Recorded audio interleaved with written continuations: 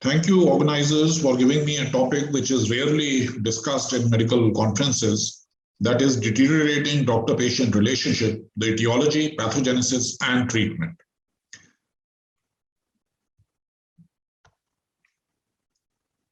If we traditionally look, doctor-patient relationship was excellent up to around 3 decades ago. Since then, if we ask this question whether the doctor-patient relationship is deteriorating or improving, it is very obvious that with the increasing litigation against doctors, increasing violence against doctors, and doctors encouraging their children not to join profession, these are the 3 parameters which tell us very, very clearly that the doctor-patient relationship is nosediving. The issue of whether actually litigation against doctors is increasing, we have ample evidence. And what used to be a one-odd case in 20, 30 years in 1969, which came up to Supreme Court for medical negligence, after 1995 judgment of VP Shanta and others, this has grown exponentially. And with the CPA 2019 now in place, we expect litigation against doctors to grow much more at a much more rapid pace, and for quantums which are much higher than what we have even imagined so far. And violence against doctors, we are familiar with these images throughout the country. It is not restricted to any state. It is not restricted to whether this is a government institution or a private institution. These are images which are seen everywhere. Very frequently in emergencies or otherwise, we come across people who threaten us that the patient should get all right, or else they will do this or that to the doctor. And this is very, very common. 75% and above doctors have faced violence at work. This was a study which was done by Indian Medical Association. So there is no doubt that the doctor-patient relationship is nosediving, has deteriorated. The question is this deteriorating doctor-patient relationship a disease? Or is it a human behavior that we just find disturbing?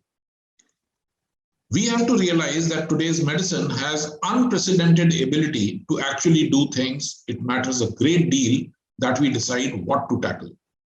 If we want that our limited health resources are appropriately distributed, we must have a clear idea what a disease is and which diseases are most worth the investment of time and money. When we talk of types of diseases, we have, of course, infectious, autoimmune, neoplastic, so on and so forth. But I have added another category of social diseases. Among the social diseases are things like male preference, female feticide, deteriorating doctor-patient relationship, VIP syndrome. Why do I include these things in classification of diseases? There I'll come to my reasons. First, for this deteriorating doctor-patient relationship, what are the symptoms? Let us assume it is a disease. So a disease should have its symptoms. Violence against doctors' medical establishments, prominent symptom. Increasing litigation against doctors, increasing defensive medicine. This is part and parcel. Doctor shopping, idiot syndrome. What is idiot syndrome? Internet-derived information obstructing treatment.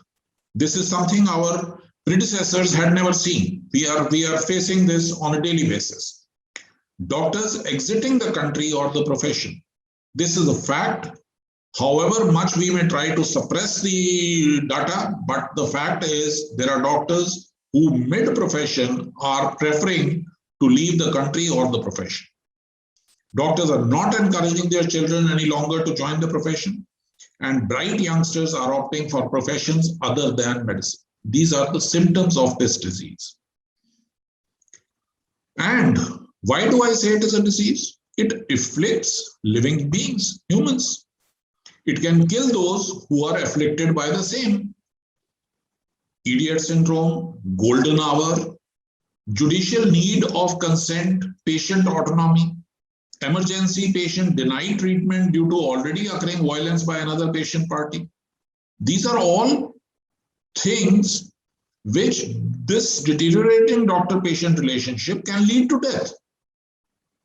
Judiciary laid down procedures in medicine. On an urgent basis, if somebody's ventilator is to be placed or ventilator has to be withdrawn, there is a process, a judicial process which has to be followed. If we try to follow the judicial process, the earliest we will get an answer would be within around 1.5 to 2 months. By that time, it is too late for our patients. It can unnecessarily increase cost of treatment. It can be associated with significant disability. It can spread to others and has already become an epidemic. When we see one patient doing violence against healthcare professionals, other patients are encouraged and the whole thing spreads like a disease in the society. And when you say this is a disease, let us talk of the etiology, why this thing has occurred. Of course, Consumer Protection Act 1986 is one of the prime reasons. Overly generous and unrealistic judiciary, propaganda, press, political, civil society, stingy government investment in healthcare, local politicians' desire for notoriety, corporatization of medicine and increasing use of technology. This is definitely one of the reasons. Private for-profit medical education. Government has permitted private education, medical education, and for profit. This leads to doctors who have invested huge amounts of money into becoming doctors, and then to expect them to do charity creates this dichotomy. Selective use of law and order machinery. One judicial officer or one advocate being assaulted has raised the hue and cry for a specific force dedicated to protecting the judiciary. We have lost 6 to 7 doctors who have been killed either in their OPDs or within the hospital premises or even while coming and going from hospital. No such demand has come up either from IMA or from the government side. Rampant quackery and corruption, and this is government sponsored. Deliberate state sponsored health illiteracy. The government does not want the population to become educated regarding their health issues, because then if they become educated, they will start demanding. And the government is in no position to provide. Insurance foray into medicine. I think this is one of the worst things which has happened. Health is in India is not an election issue. Until the time it does become an election, does not become an election issue, things are not going to change. There is no budgetary support to tall electoral promises made regarding healthcare. Any token amount of mention of healthcare, we talk of 6 All India Institute of Medical Sciences to be established, and then we provide a measly 600 crores for the establishment of 6 All India Institute of Medical Sciences. The establishment of 6 All India institutes would cost anywhere upwards of 15,000 crores. But we provide 600 crores and make a statement in the budget that these institutes are to be created. Role of newspaper headlines, I'll come to this later. Ignorant doctors and hospital staff who are not trained to prevent or tackle violence or the litigations which they are expected to face. Now we know the etiology. So how does this happen? What is the pathogenesis? There is poor communication from doctors to patients, from doctors to other healthcare workers, between patients and their relatives. There are unfulfilled expectations, treatment cost, which has skyrocketed now, instigation by vested interests, poor health literacy, I already mentioned this, prolonged waiting, and cyberchondria. This Dr. Google is one other reason why there is so much deterioration between the relationship of doctors and patients.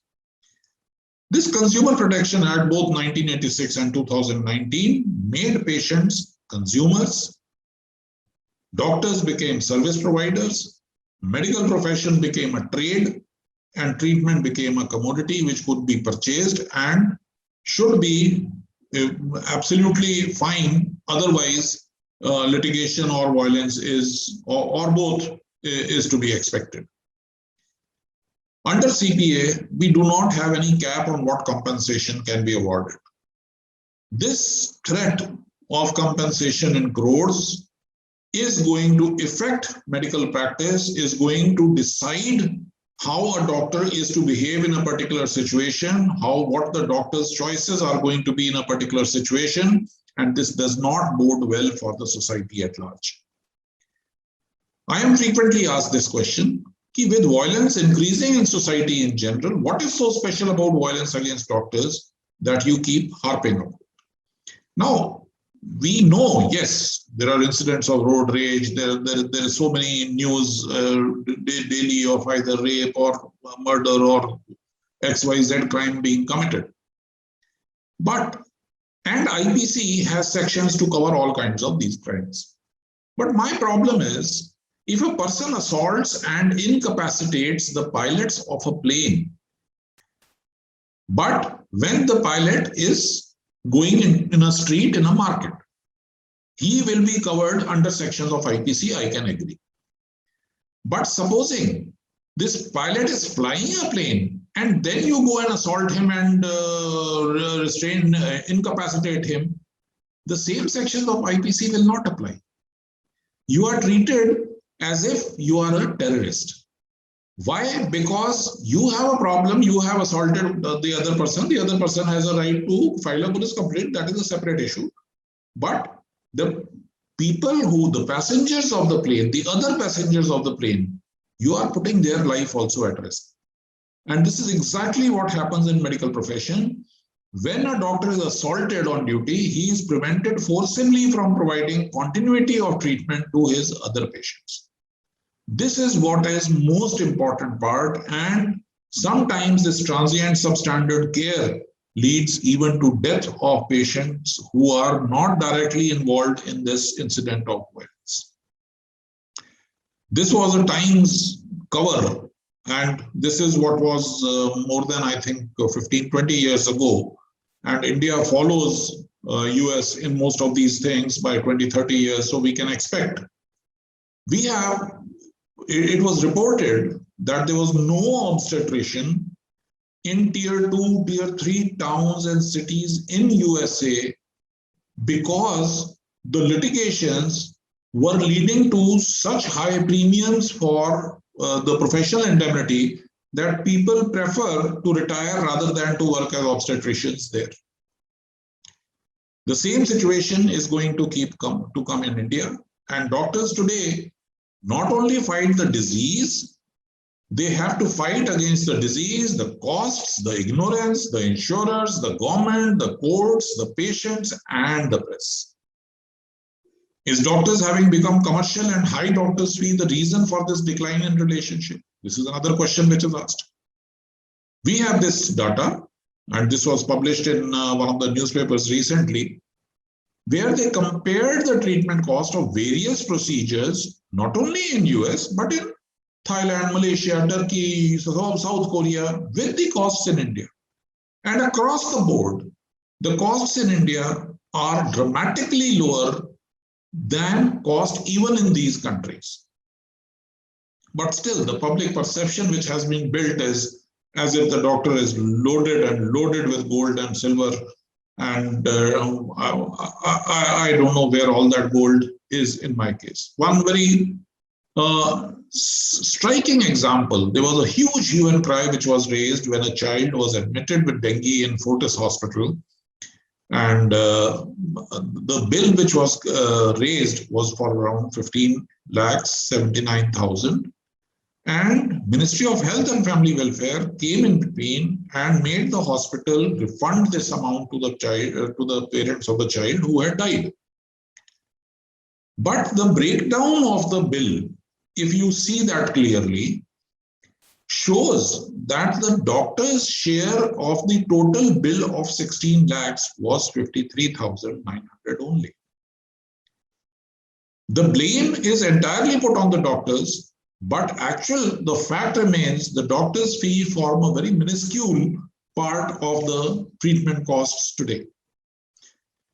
And if cost was the reason for increasing violence, why would violence occur in government hospitals where treatment is given free of cost?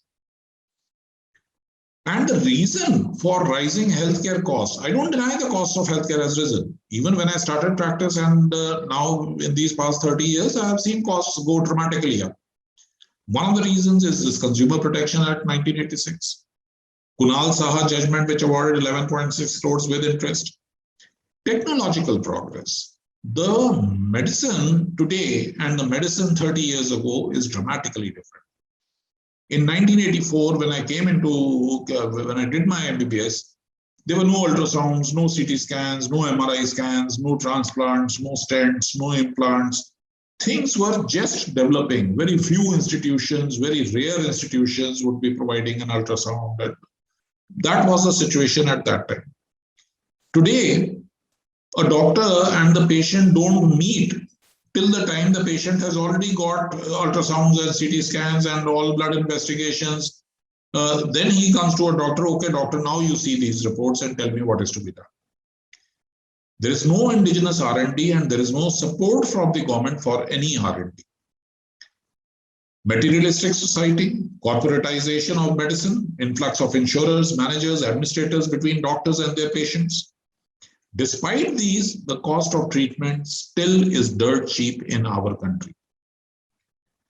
Is there any role of local politicians in deteriorating doctor-patient relationship? Definitely.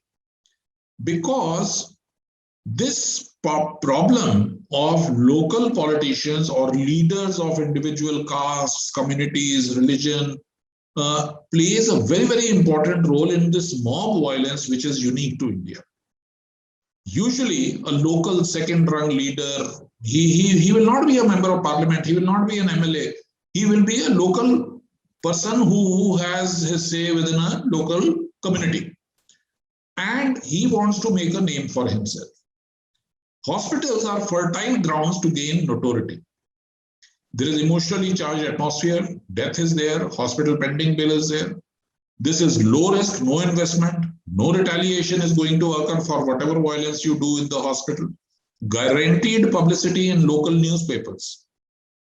This is what the politicians want to be, they want, their 15 minutes of fame. Chances of getting ticket in the next election, it increases when they conduct these kind of activities in places like hospitals. Another thing you will find very interesting. The hospital doctors are fighting epidemics, pandemics, and though not in COVID-19 times, but earlier when Japanese encephalitis and so many things were there, you could see so many TV reporters and the politicians going into ICUs and berating doctors over there on the treatment they were providing to the patients. This obviously gathers votes for the politician, but transforms the doctor from a person of authority to a vulnerable and guilty non-entity. Shouting at doctors publicly leads the accompanying persons, journalists, to accept that this is acceptable behavior and they also can indulge in the same. Is fall in medical ethics the reason for violence or the reason for the deteriorating doctor-patient relationship? Ethics is not restricted to medicine. Let us see politics.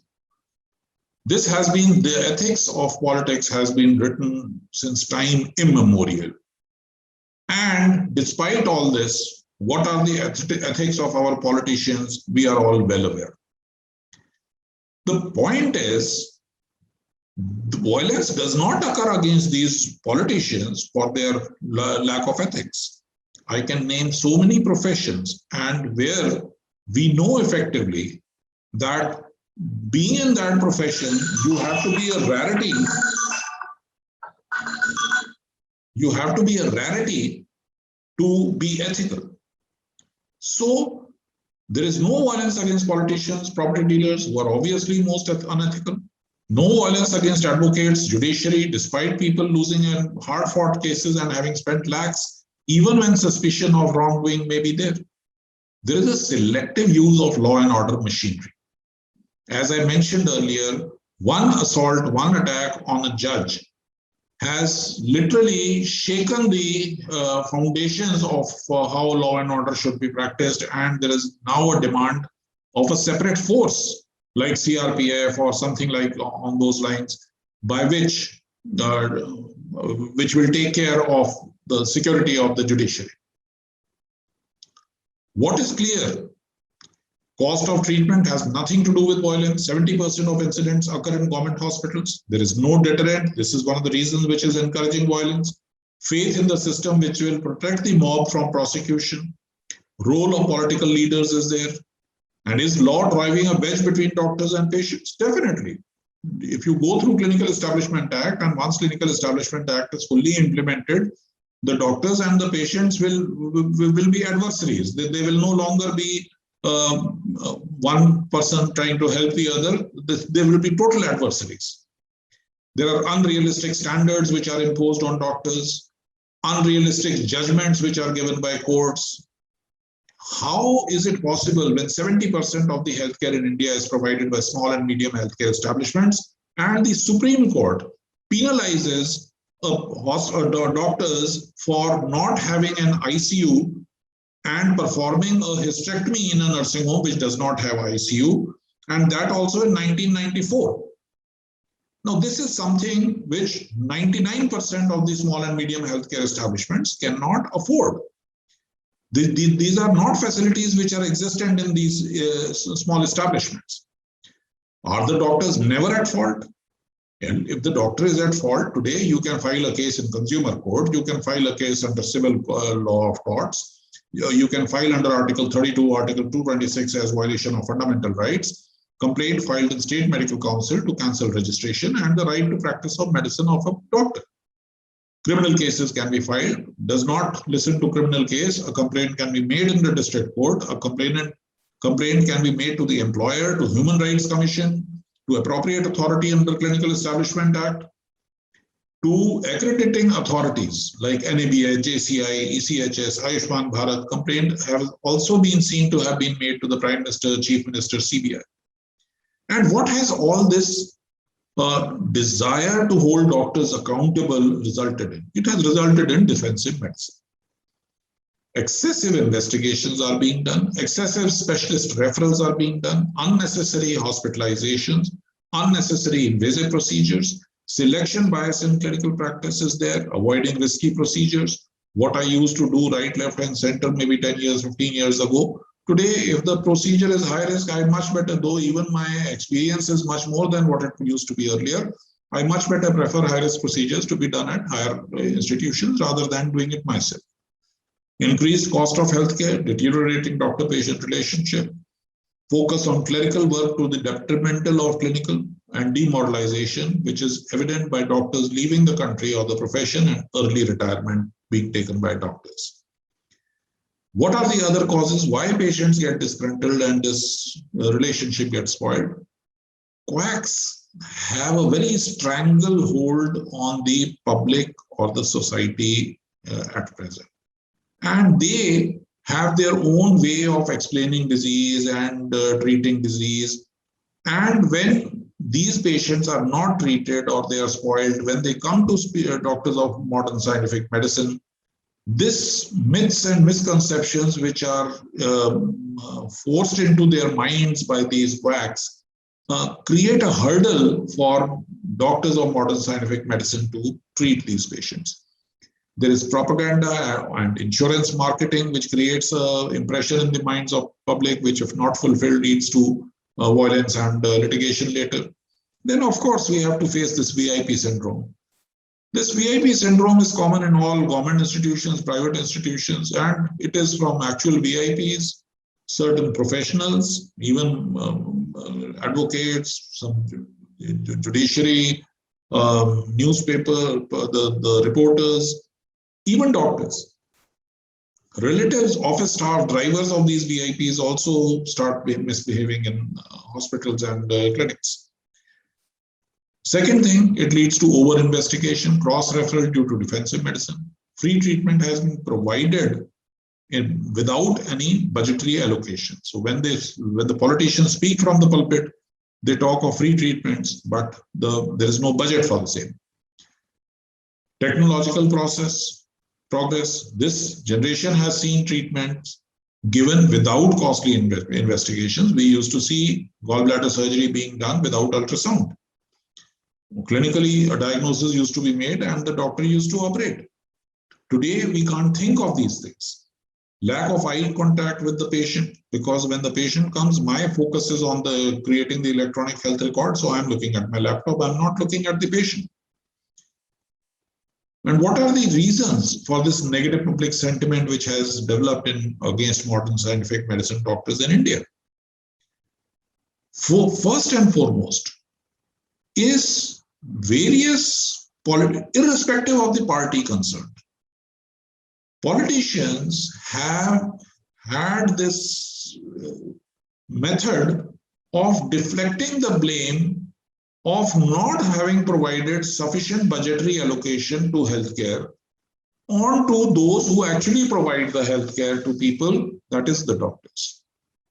And to perpetuate the myth, they use propaganda from high pulpits, and this leads to the public having negative sentiments against doctors. Look at what the Paschim Bengal Khet Mazdoor Samiti judgment had said in 1996, that it was the constitutional responsibility of the state to provide healthcare to the people. Today, if you go to government hospitals, these are the visuals which you will come across: 2 to 3 patients on a single bed. It's not the fault of the doctors, but it is the doctors who will face the violence and the litigation for problems. There is prolonged waiting. The resources are limited.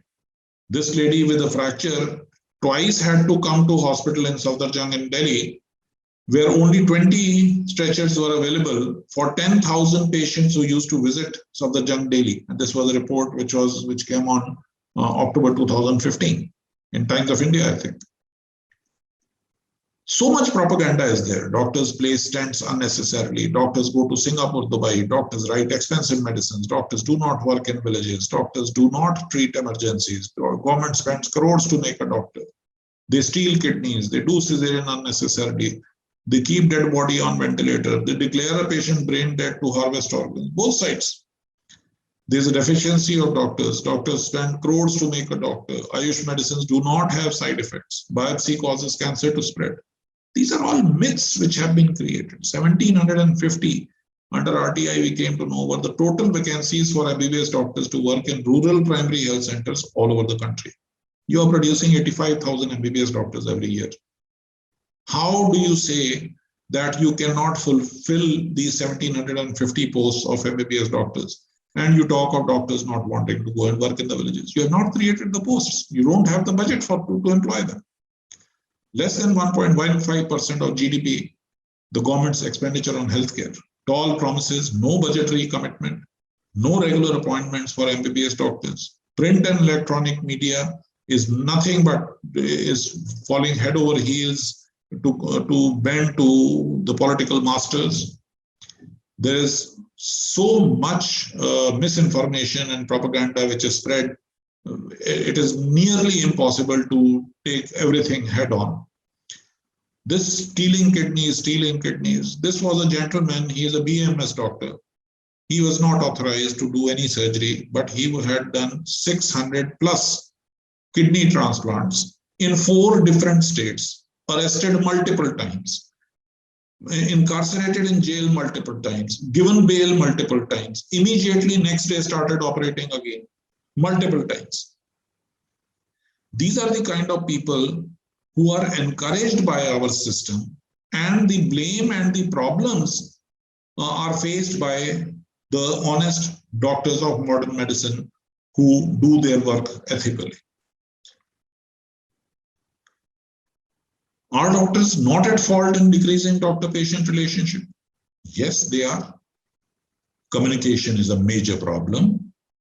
But another issue, which is the doctors have started feeling alienated. One, their cost of medical education has been hiked hundreds of times in these last 20-30 years. Commercial charges of electricity and water are paid, which are not paid by any other professional. Ask any advocate if he pays commercial electricity or water charges for the premises he is using for his office in his residence. None. All doctors are forced to do this. Commercial property tax. No other service provider is awarded compensation in crores. Despite all this hue and cry regarding corruption in healthcare, today doctors are leaving the profession and country mid-career.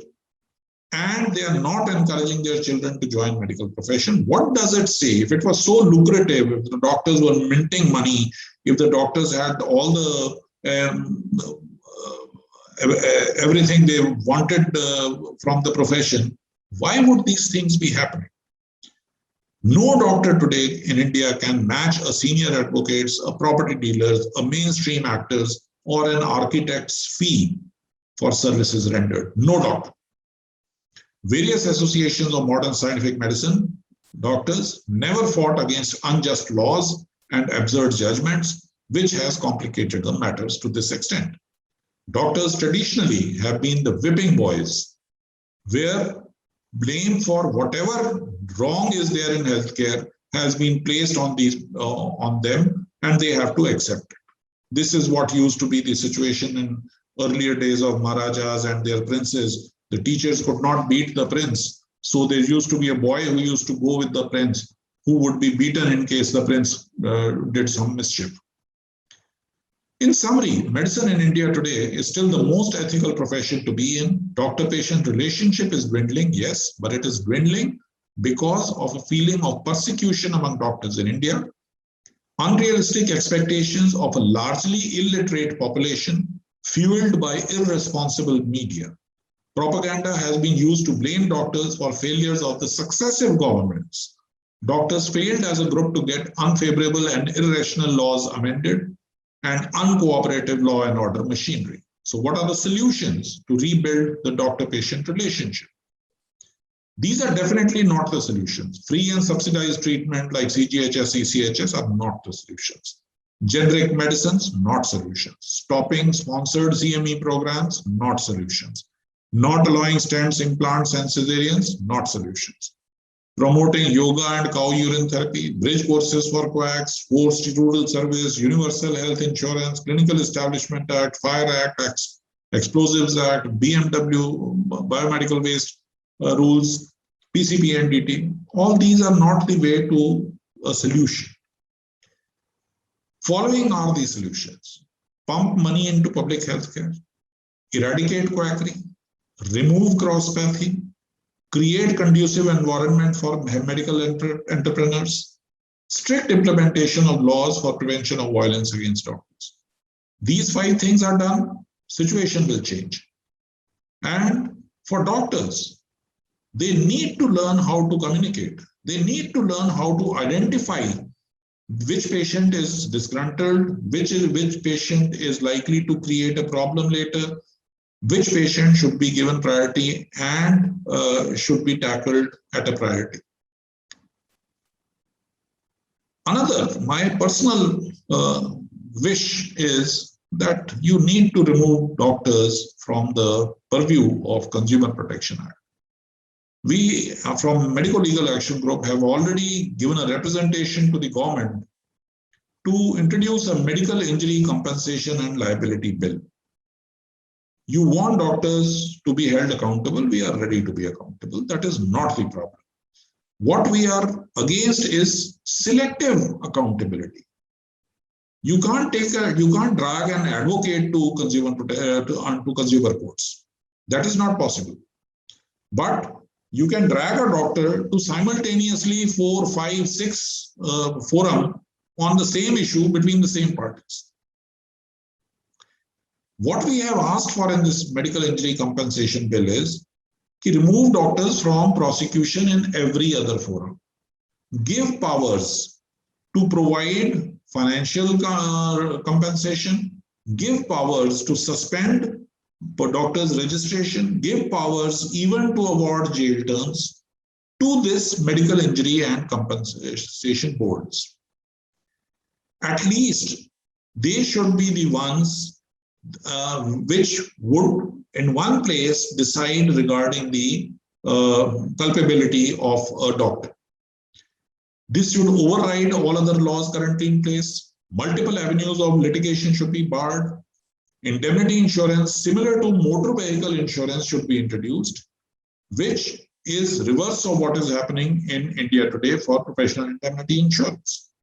Earning capacity should be delinked from compensation. It is not our fault that somebody is earning 200 crores a month. But when a compensation is awarded, the fact that the person was earning 200 crores a month is taken into account when awarding compensation against me.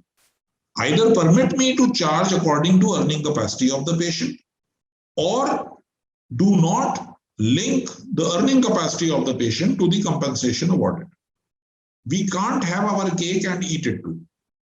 If you want me to take a higher risk on a patient, then you have to pay me accordingly for that higher risk. It is not feasible that you pay me equally for a low-risk patient as well as a high-risk patient and expect me to provide similar services.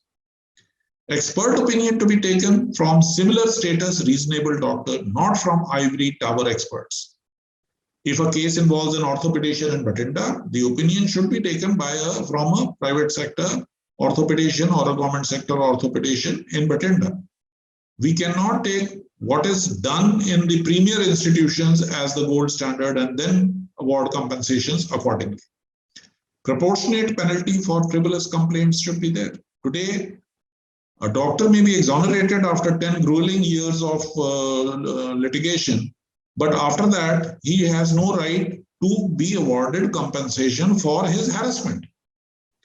So in this bill, we have asked that you incorporate a percentage of the compensation which has been demanded to be paid by the complainant in case his complaint is proven frivolous, and dismiss complaint of a negligence in case the patient party has indulged in violence in the healthcare facility. You have to leave a doctor with free mind to treat his patients. With shaking hands, he can never operate, and the situation is going to go worse and worse. We are seeing this more and more, that the profession of medicine in India is going downhill, and it will remain so for the next 15 to 20 years. The business of medicine has improved by leaps and bounds, and this is something which should be a matter of concern. Thank you so very much.